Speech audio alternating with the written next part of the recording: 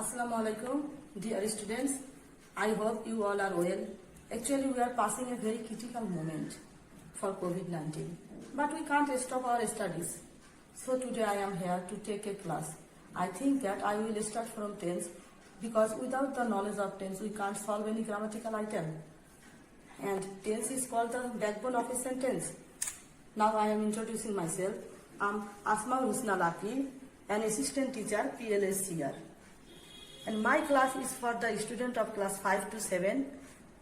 Subject is English and my class will be on tense. Okay, so first we have to know what is tense. I have written tense denotes the time of a verb. Tense denotes the time of a verb. So the main point is verb. We have to discuss what is verb. Without the knowledge of verb, we can't understand tense. So verb, what is verb? Verb is a word that denotes being, having or doing something. Again, you just listen, being, having or doing something. So we can say tense denotes the time of being, having or doing something. Tense denotes the time of being, having or doing something. Actually, we are learning tense from class 3. But I have written again. Tense are there are three types of tense: present tense, past tense, future tense. Present tense, past tense, future tense. And these three types of tense has also 4 sections. First, I am taking present tense.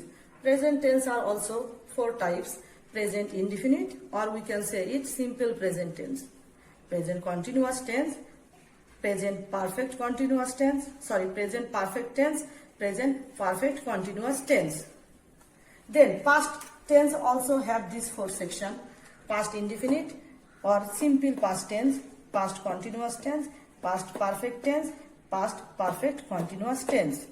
And again, for future tense, this tense also have 4 sections: future indefinite tense, future continuous tense, future perfect tense, future perfect continuous tense. These 12 types of tense. And it's my opinion, students, that present indefinite and past indefinite is more difficult than other tenses. It's my opinion. So first our target is present indefinite tense. We will discuss present indefinite tense elaborately. What is present indefinite tense and how can we find out present indefinite tense, and what is the form of present indefinite tense in negative form, in interrogative form, in interrogative negative form, and also in WS question, because I have written here students of 5 to 7.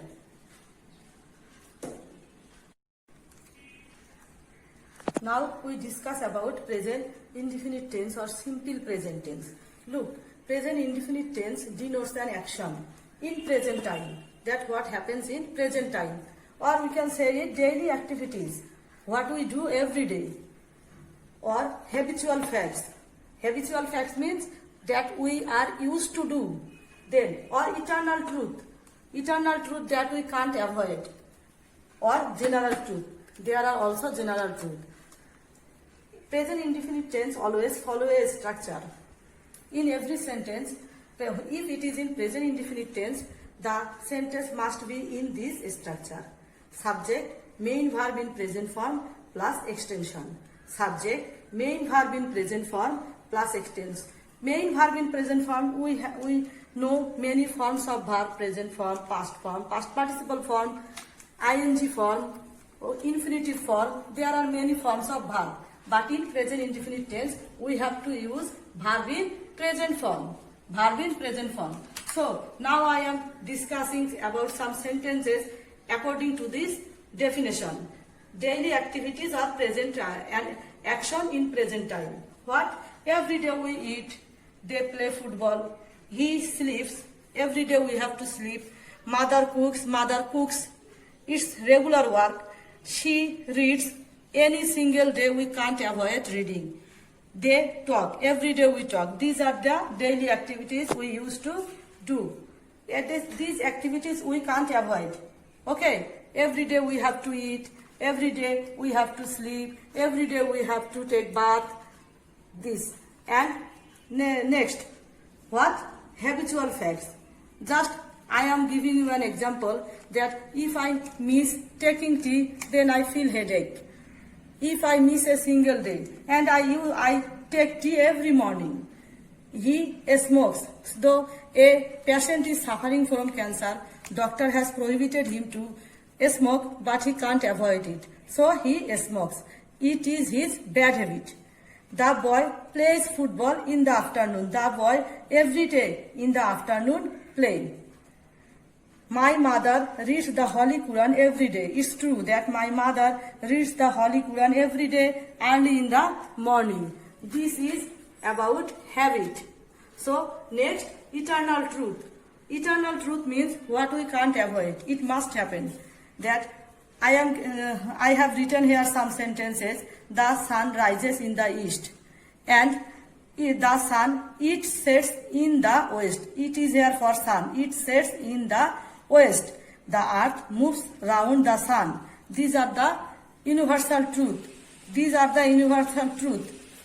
Student, just you think accurately that this work is not possible to differ, or it must happen. Actually, it must happen. Then general truth. If we put water in refrigerator, then it turns into ice. So we can say water freezes, it's true. And if we put a cube of ice in a glass of water, then the ice floats on water. So ice floats on water, it's also true. And 2 and 2 make 4. We know 2 and 2 make 4. It's also true. It's also true. Okay.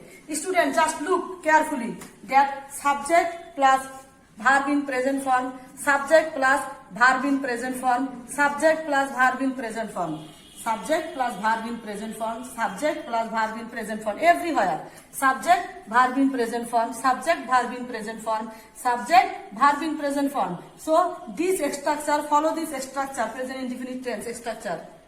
Okay, and one different things, you just look carefully. One different things. I take tea. When subject is I, then take. But when subject is he, then es has been added with the verb. Yes has been added with the verb. Again, the boy. It is third person singular number. Then has been added with the verb. Again, my mother. Okay, or mother cooks. So this is third person and s is added here. So you have to know what is third person singular number. What is third person singular number? If third person singular number subject come in present indefinite tense, then we have to add s or es with the verb. We have to add s, yes with the verb. S, yes with the verb. So what is third person singular number subject? You have to know. I am giving you a clue that you can easily find out what is third person singular number is. If the subject, if the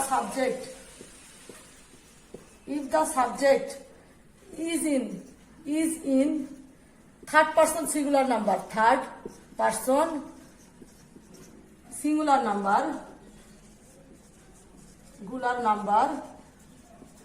you have already learned singular and plural number of noun. Okay, noun and pronoun. So singular number means one and plural means more than one. Third person singular number. If the subject is in third person singular number, what is third person singular number? He, she, it, or any names. Any names. Or any names. It could be the names of trees. It could be the names of countries. It could be the name of people or person or human beings.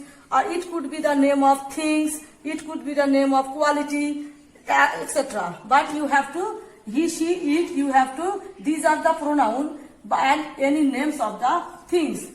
Okay, it may be the person's names, things names, qualities names, anything. That is the noun. Okay.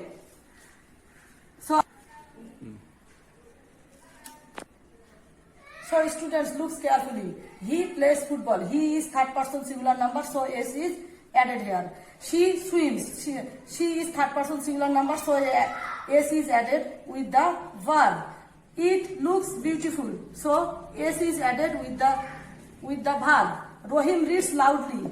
Rohim reads loudly, so S is added with the verb. And Rohim and Karim, you know these are the two singular nouns. But when it is added with an, it becomes popular.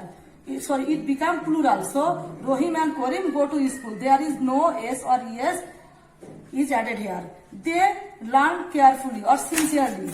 They learn carefully or sincerely. Here you see there is third person plural number, not singular number. You have to understand it nicely. That singular number. There is third person singular number, not. There is plural number. It is third person, but it is in plural number. So there is no S or ES. You have to find it that he, she, it or any names. I have given all the things here. He, she, it or any names. They are in third person singular number. So if we use this subject in present indefinite tense, of course we have to add S or ES with the verb. With the verb. They. With the verb. Students, now the most important thing is to use verb in present indefinite tense. Use verb. You learn it more carefully. There are three types of verbs come in present indefinite tense. Three types of verb. You listen. I am not giving you the definition of verb. Finite verb or non-finite verb, transitive verb or intransitive verb, main verb or principal verb. I am not giving you this. Just you think that three types of verb come in the present indefinite tense, and they are of course principal verb.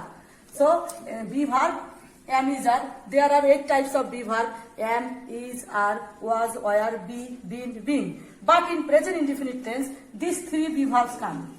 These 3 be verbs come. Have verb, have or has.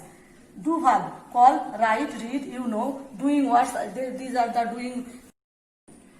3 types of verbs come in present indefinite tense. I have already told you, and I have written sentences with these 3 types of verb. With be verb, I am a teacher, you are the students, he is a singer, they are players. So you find out the differentiate. When be verb come, there is no have verb or there is no do verb. Another one. They have a club, he has a red car, I have a nice dress, we have many friends, it has many colors. You see, these sentences are with have verb, and there is no do verb or be verb. When have verb has come, there is no be verb or do verb. And with do verb, I go to school. We play every day. He flies kite. Arifin dances well. It looks beautiful. Okay, these are the do verb. These are the do verb. These are the do verb. But if do verb has come, there is no have verb or do verb. This is the main thing you have to understand, students. Then when be verb comes, there is no do verb, and when do verb comes, there is no be verb or have verb. It's only happen in active voice. I have to say it because in passive voice, be verb and verb in PP always come. This is not the thing. You are learning present indefinite tense. You are learning present indefinite tense, and 3 types of verbs come in present indefinite tense. Be verb, have verb, do verb. I am again saying, when do verb comes, there is no be verb. And when have verb comes, there is no do verb or be verb. When be verb has come, there is no have verb or do verb. Okay, and what does it mean? Be verb indicate the object. I am a teacher, that is I itself a teacher. You are the student, you are the student, they are the, it indicates it. And have verb is totally different things. They have a club, so the club is, the club and they are not the same. Are not the same. These are the different things. They have a club, he has a red car and we are totally different things. That it is in his possession. It is, the red car is in his possession. So these 2 things are different, but these 2 things are not different. These are the same. He is a singer, he itself a singer. So do verb, I go to school, that it is his activities. It is his activities. Okay, do verb. They are the do verb. What the subject do, it is indicated here. You have to understand it more carefully. That be verb, have verb and do verb are 3 types of verb. And these sentences follow present indefinite tense structure. Subject, verb in present form, then extension. Subject, verb in present form, then extension. Though then in extension. The subject, have verb, and then in extension. You have to understand it more carefully. That these three types of verbs are totally different. Yes, I am saying when be verb come, there will be no have verb or do verb. Only is in active voice. My class is for the students of 5 to 7. 5 students, they will not understand what is void, but I should suggest them that you just guess it. You just take it in your mind that ma'am has said that be verb, if be verb come, there will be no do verb or have verb, and if have verb come, there will be no do verb or be verb. You have to understand it more carefully. And yes, I will show you also what present indefinite tense in negative form, what present indefinite tense in interrogative form, what present indefinite tense in interrogative negative form, and what present indefinite tense in WH question. With these three verbs also. Using these three verbs. Okay, students. Okay, now I have written a sentence with be verb. I am a student. I am a teacher. Okay, students, we have to understand what is present tense in negative form. So I am writing the negative form. Say, I am not a teacher. Interrogative form. Interrogative. Am I a teacher? Am I a teacher? Teacher. Interrogative negative form. We have to understand this interrogative negative form. Am I not a teacher? Then WH question. I am putting underline here. What will be WH question? What are you? You know that if we make WH question, subject I will be turned into you. Not subject only I, me, us will be turned into you. So what are you? I will write the structure. First you notice that when there is a sentence with be verb, to negative it we have to put only not. Because be verb is more powerful, and there will be no auxiliary verb if the sentence start with be verb. I will show you another sentence when auxiliary comes, when we make it negative. But in be verb case, there will be no auxiliary verb. Be itself function is be verb itself. Here is main verb and auxiliary verb. It has dual function. So no auxiliary will come with be verb. Another sentence. He is a student. Negative. He is not a student. Interrogative. Is he a student? Is he a student? Then interrogative negative. Isn't he a student? Then WH question I will make with a student. So what is he? It's very easy to make it negative, interrogative, and interrogative negative if the sentence is with be verb. It's very, very easy that when be verb is in a sentence, there will be no auxiliary verb.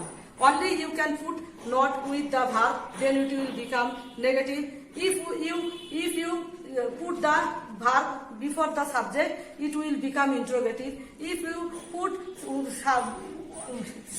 not with the subject, with the verb before the subject, it becomes interrogative negative. And if you put verb before the subject and WH word, it become interrogative. You have to understand it that when we make interrogative, there must be auxiliary verb before the subject.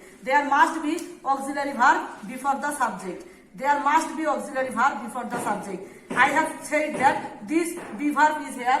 Here be verb functions is very important, because when you have be verb, there will be no auxiliary verb. And if we another verb, then auxiliary verb must come.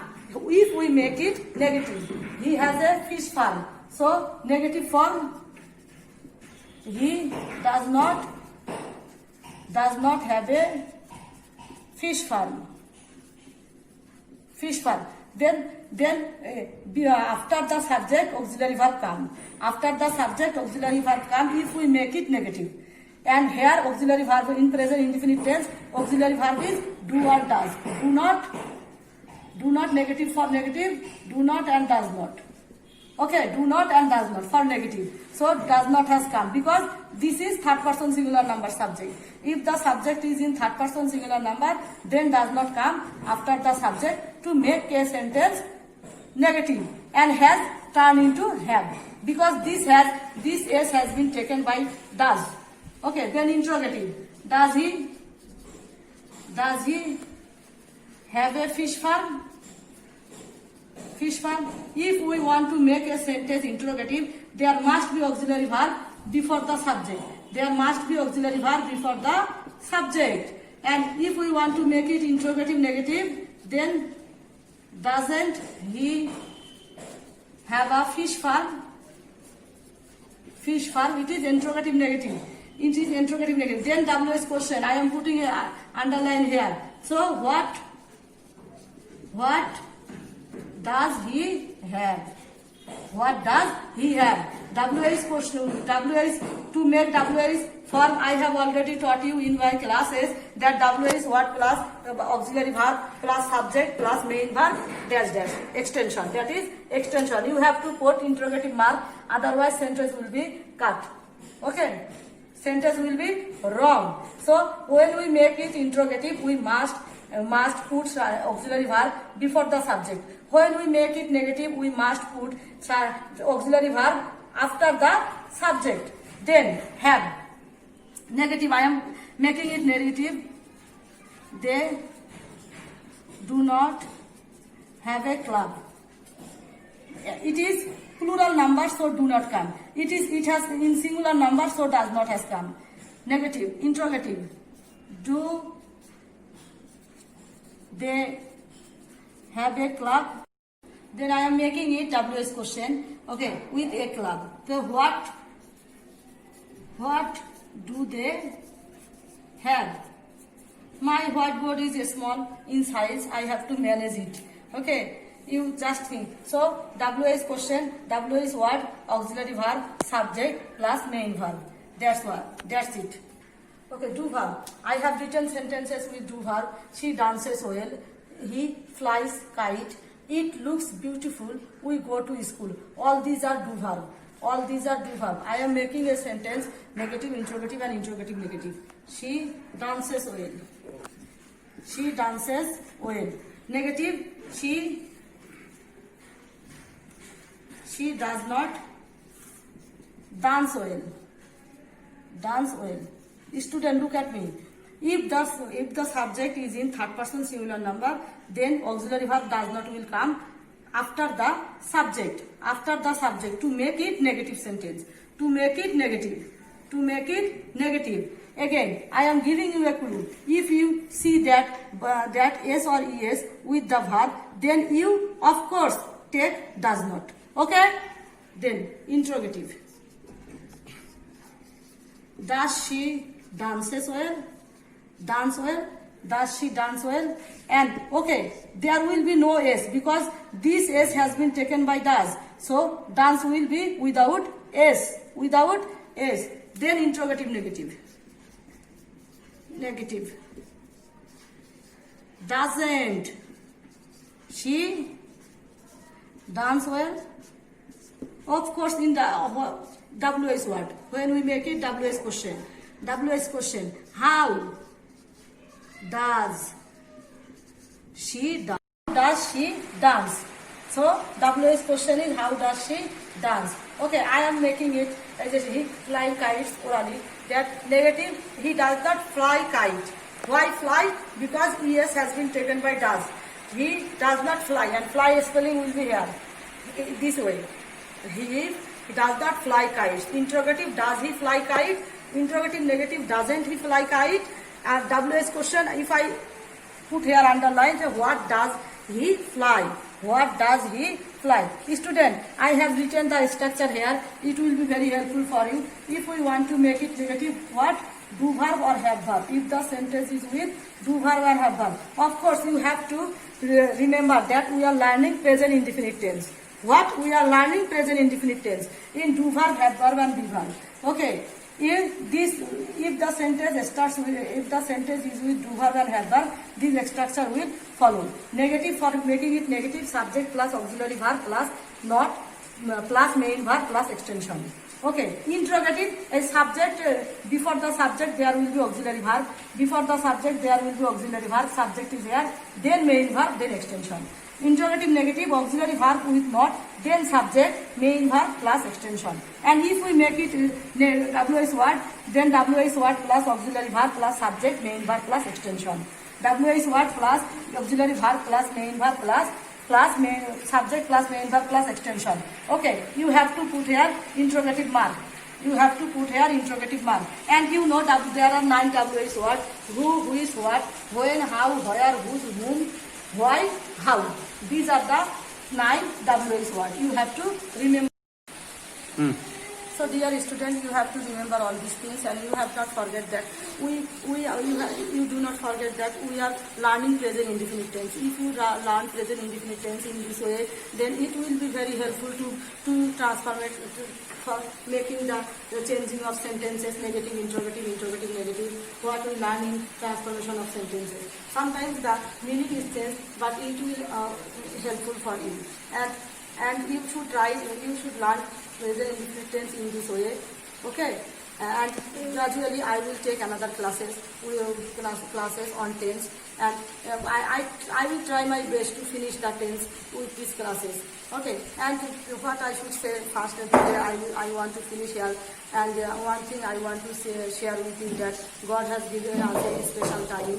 Though we have to stay at home, you take it positively that God has given a chance to make a tight bond between our family members, or between the relatives. So we should stay at home, and we try our best to stay safe. Allah Hafiz.